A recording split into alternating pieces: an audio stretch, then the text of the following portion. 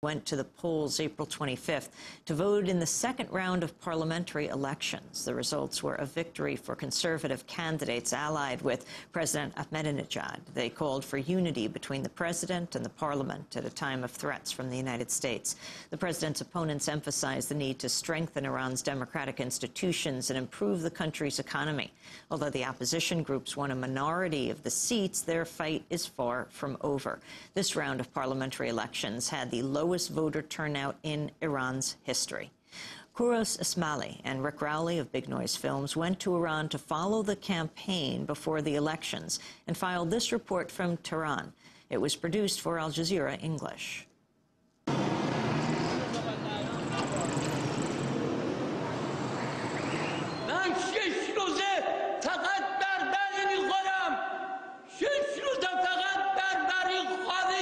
I've been eating only bread for 6 days. Nothing but bread for 6 days. I'm a wounded veteran. Who will answer me, God or you? We have answered America. We have answered England. We have answered Israel. We are thumbing our noses at the capitalists, but work for us. We've had it up to here. Don't turn your back on the nation. The nation is behind you. We will come to the ballot box, but don't do this.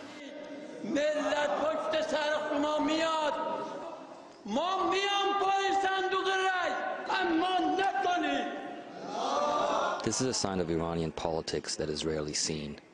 Hamid Rasai, a conservative parliamentary candidate speaking in a mosque in southern Tehran, is challenged by his own base of support. The representative's primary role is to protect the people, and they have not done this. God willing, if you go, you will do it. If it were the case that nothing has been done until now, look at it this way.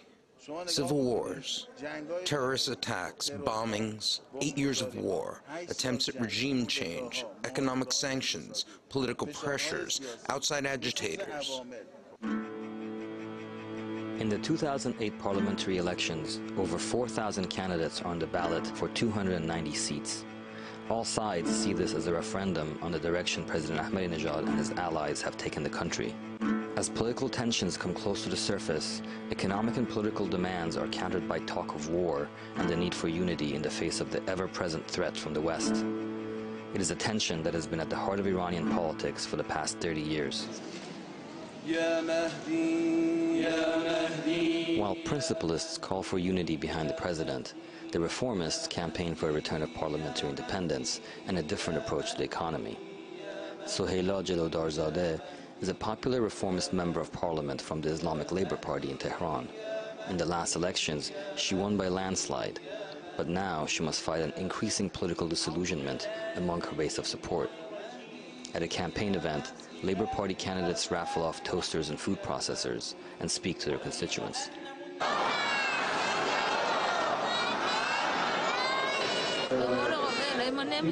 We're not going to let them change the labor laws to give bosses the right to fire. The economy has to be fixed. What's causing problems for industry is not labor laws. It's an unplanned and unbalanced economy.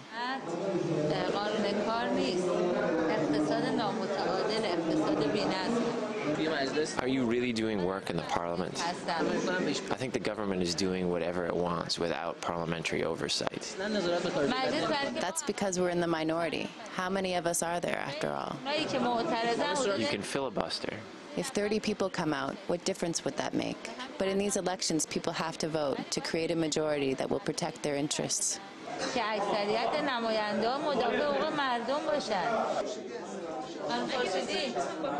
For the reformists, Parliament is the institution that allows popular participation in politics, and limiting Parliament's power means limiting democracy.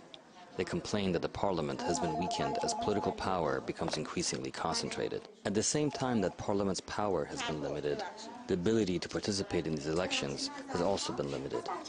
This year, over 2,000 candidates were disqualified and barred from running. Many reformist candidates were disqualified, making it impossible for them to regain a majority they lost in 2004. The campaign season has also been shortened, and the use of public spaces for campaign events has been severely restricted. The election law is now becoming more restrictive and inadequate. We can't put our banners in the streets, so the task is more difficult. We have to go door to door to meet people. تک تک افراد رو در خونه هاشون مطلع کرد. We're going to go ride on the subway. We've organized a bunch of people to come to the station to greet us. The reformists launched their campaign by talking with voters on Tehran's subway. We were the only television camera covering it.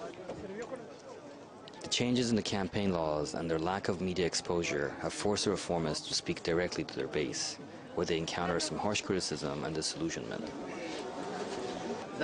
Nothing will change until people can speak their minds. If you read the back of the pamphlet, it says collective problems can't be resolved individually. We should be united. Whether this group or that group wins makes no difference to me. You're wrong to say that it makes no difference. Come vote. Change the atmosphere in society. They've really beaten people down.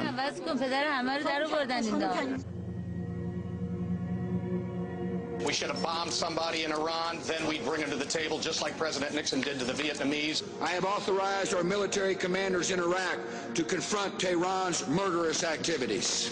We ultimately are headed towards a military confrontation. We've got to use our force, and to me that would include taking military action. 2 carrier strike groups in the Gulf were sending clear messages to friends and adversaries alike. I think that there's been a case made that we need to hit them, and that we ought to hit them as soon as possible. The old Beach Boys song, Bomb Iran. Bomb, bomb, bomb, bomb. Anyway. For Iranians, war with America is more than just a threat. They are surrounded by foreign troops on 3 sides, and along the border with Iraq, a kind of low-intensity war is being waged in which Iranian and American and British forces take each other hostage, engage in espionage, and constant armed brinksmanship. Reformist governments that came to power in the late 90s eased control on media and opened up to the West, even aiding the United States in its war against the Taliban in Afghanistan.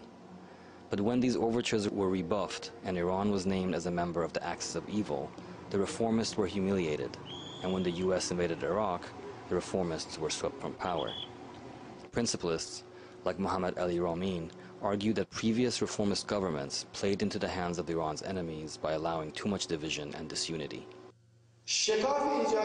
They created such a division that in June 1999, when a few students held a demonstration, it created a huge crisis in the nation.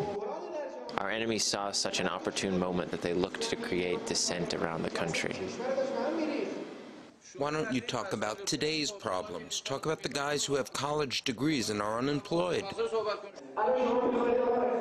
You want to fix the economy now, right? You want to trade and have business with the countries around you, but will they ever let you? As election day draws near, campaign workers hit the streets of Tehran, passing out flyers for their candidates. They meet mixed reactions. Voting is a national duty. I think everyone should decide on their and their nation's future by voting.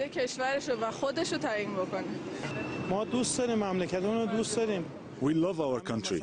I fought at the front for 4 years, but they have really weakened the workers.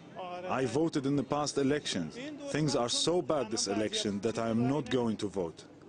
It's possible that at the last minute I'll go vote, but they have to work for the people.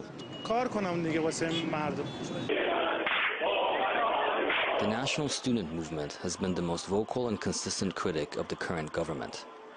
They say that elections have become a farce and that participating in them only legitimates an undemocratic system. Mehdi Arabshahi is the political secretary of Iran's largest student organization. I think the parliament has lost its meaning. It has become a mere decoration in Iran's political system. The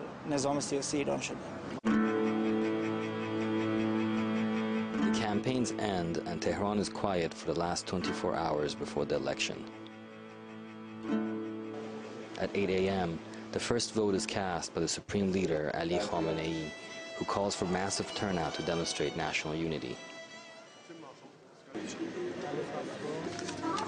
But the turnout for Iran's 8th parliamentary elections is 46%, higher than the latest U.S. midterm elections, but the lowest level of participation in the 30 years of the Islamic Republic. The reformists captured 50 of the 204 candidates who won in the first round. They have complained of election irregularities, and in any event, the early disqualifications of their candidates made it impossible for them to win a majority. Although they will again form the majority, splits within the principalists combined with reformist gains suggest that President Ahmadinejad will face a more independent parliament.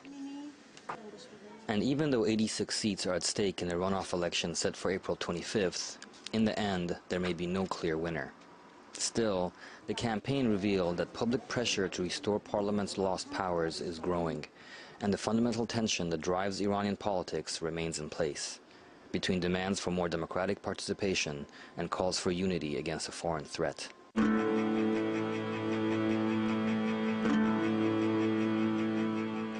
I believe if America wasn't in the Middle East, now Iran was one of the greatest democracy in the region.